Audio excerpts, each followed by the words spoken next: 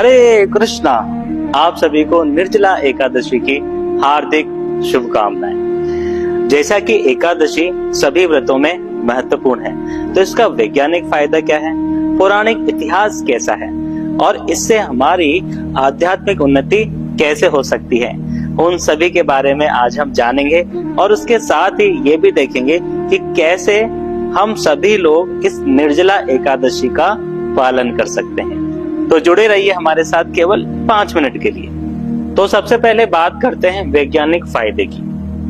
कई सारे ऐसे अनुसंधान हुए हैं जिससे यह निकलकर बाहर आया है कि अगर कोई व्यक्ति महीने में 2 बार बिना कुछ खाए पिए रहता है तो उसके शरीर में कई सारे अनावश्यक पदार्थ हैं, वो शरीर से बाहर निकल जाते हैं। और अगर वो व्यक्ति इस प्रक्रिया को कई सालों तक करता है तो उसके अंदर कैंसर होने के न के बराबर चांसेस हो जाते हैं और उसके अलावा कई सारी बीमारियां उसके शरीर से छूमंतर हो जाती है ना। मजे की बात। अब बात करते हैं निर्जला एकादशी के पौराणिक इतिहास की। तो जैसा कि हम सभी को पता है कि 5 पांडवों में जो भीम है वो सबसे ज्यादा भोजन करने वाले होते हैं और इस कारण उनसे एकादशी नहीं हो पाती।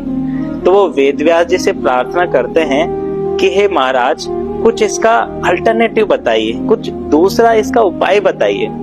तो वेदव्यास जी बोलते हैं कि आप ऐसा करिए, ज्येष्ठ मास के शुक्ल पक्ष में आने वाली एकादशी को आप बिना पानी रहिए, आप जल भी ग्रहण ना करें। तो केवल एक एकादशी करने मात्र से आपको संपूर्ण एकादशियों का फल प्राप्त हो जाएगा।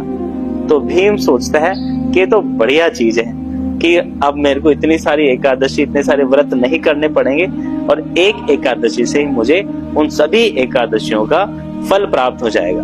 तो इसलिए इस एकादशी को निर्जला एकादशी भी बोलते हैं या फिर भीम पांडव एकादशी भी बोला जाता है। अगर आप प्रत्येक एकादशी पहले से पालित कर रहे हैं तो इस एकादशी को भी आप सिंपल फलाहार और पानी या दूध लेकर इसे संपूर्ण कर सकते हैं। ऐसा नहीं कि आपको बिना पानी के ही रहना पड़ेगा, परंतु हमारे शास्त्रों वेदों में तपस्या का बहुत बड़ा महत्व बताया गया है और कई आचार्यगण बोलते हैं अगर आप इसको बिना जल के कर पाते हैं तो बाकी एकादशियों में जो त्रुटियां रह गई है, जाने अनजाने में कई गलतियां हमसे हो जाती है, तो वो त्रुटियां और गलतियां इस एकादशी के माध्यम से हम पूरी कर सकते हैं। तो निर्जला एकादशी का अपना एक विशेष महत्व है।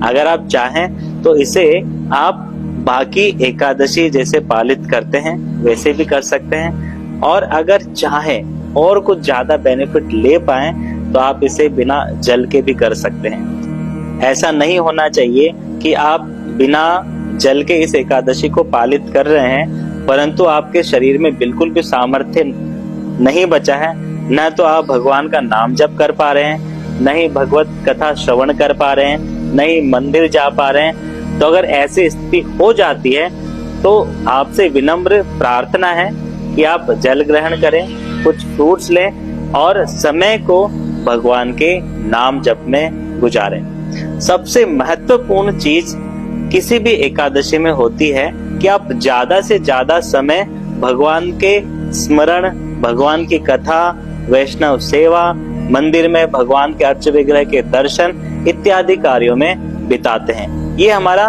प्राइमरी वर्क है, प्राइमरी सेवा है और प्राथमिक कार्य है किसी भी एकादशी के दिन। इसे हमें किसी भी कंडीशन में कॉम्प्रोमाइज नहीं करना चाहिए।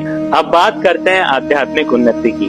बताते हैं कि अगर आप अपने जीवन में कोई भी कार्य करते हैं, कोई भी तपस्या करते हैं, कोई भी दान देते हैं, अगर वो भगवान श्री कृष्ण को अर्पित है तो इससे आपकी भक्ति, आपका अध्यात्म 100% बढ़ेगा, वो फलीभूत होगा क्योंकि आपने अपनी तपस्या अपने स्वार्थ के लिए नहीं करी है, अपनी भौतिक इच्छाओं की पूर्ति के लिए नहीं करी है।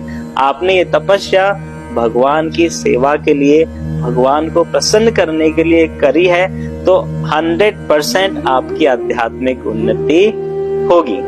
चलो अब बिना समय गवाएं बात करते हैं कि इस एकादशी का पालन कैसे करें। निर्जला एकादशी के एक दिन पहले जब आप विश्राम करने जाएं तो भगवान से प्रार्थना करें कि हे प्रभु, मुझे इस एकादशी को पालित करने की शक्ति प्रदान करें और क्षमता दे कि मैं पूरे दिन भर आपका नाम जप करूं, आपकी कथा का श्रवण करूं और वैष्णवों का आशीर्वाद मुझ पे बना रहे।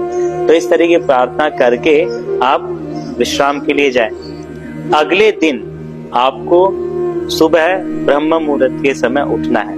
कोशिश करें कि आप 3:30 से 4 बजे के बीच में उठ जाते हैं। उठने के बाद आप स्नान करें। स्नान करने के उपरांत आप मंगला आरती करें। तो मंगला आरती का लिंक मैं अपने कमेंट बॉक्स में डाल दूंगा और साथ ही आप YouTube में भी इसे सर्च कर सकते हैं। इसमें लिरिक्स भी रहेगा। लिरिक्स के साथ आप इसे भगवान के समक्ष बोले। मंगला आरती करने के बाद आप तुलसी महारानी की सेवा करें। तुलसी का जो पौधा है इसे औषधि स्वरूप ना समझे। ये एक दिव्य स्वरूप है तुलसी देवी का, जो आपको भगवान के समीप लेकर जाएगा। तो आप इसमें कुछ जल अर्पित करें। जल अर्पित करने के बाद इसकी 4 परिक्रमा करें और अगर आपको तुलसी आरती आती है तो उसे भी गाएं। अगर नहीं आती है तो कमेंट बॉक्स में या फिर YouTube में आप इसको देखें, सुने और इसका गान करें। यह होने के बाद आप हरे कृष्णा महामंत्र की माला का जप करें। अगर आप नए हैं तो मैं आपको थोड़ा ऐसा इसके बारे में गाइड कर देता हूँ। जैसे ये जो मोती है, ये 109 नंबर का मोती होता है, धागे वाला, इसे कृष्णा बेड भी बोलते हैं। इस पर आप पंचतत्व मंत्र की प्रार्थना बोले। जय श्री कृष्ण चैतन्य प्रभु नित्यानंदा श्री अद्वैत गदाधर श्रीवासादि गौर भक्त वृंदा।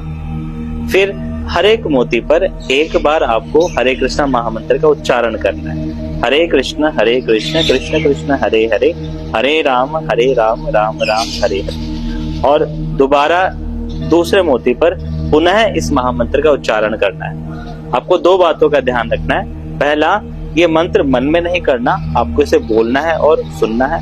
दूसरा, अंगूठे के पास वाले जो फिंगर है, तर्जनी और इंडेक्स, इसको हम माला के टच नहीं करते हैं। इस तरह से हम रोटेट करेंगे। तो अगर आप इसी स्पीड से माला करते हैं तो ये पूरी माला आपकी 8 से 10 मिनट में हो जाएगी।